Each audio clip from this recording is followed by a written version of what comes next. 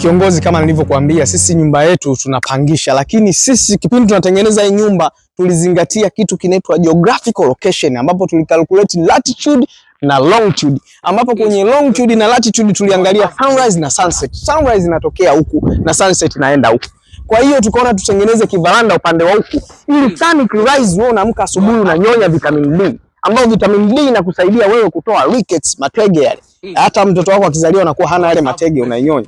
Ukishainyonya ile inakusaidia wewe muendelea na kazi zako. Unajua jua linaweza likawa mchana la saa 7 ukawa humo ndani, najua unaweza kuwa umelala ndani. Kulala ndani ile jua linazuiliwa na ile bati, sababu bati letu limetengenezwa na calcium na phosphorus, ambayo calcium na phosphorus inakuwa haina uwezo wa kuevaporate au kuabsorb jua, ambayo yenyewe tunatumia kama insulator. Sio, umenielewa? Na ni zamani kiongozi. Sorry for interruption you.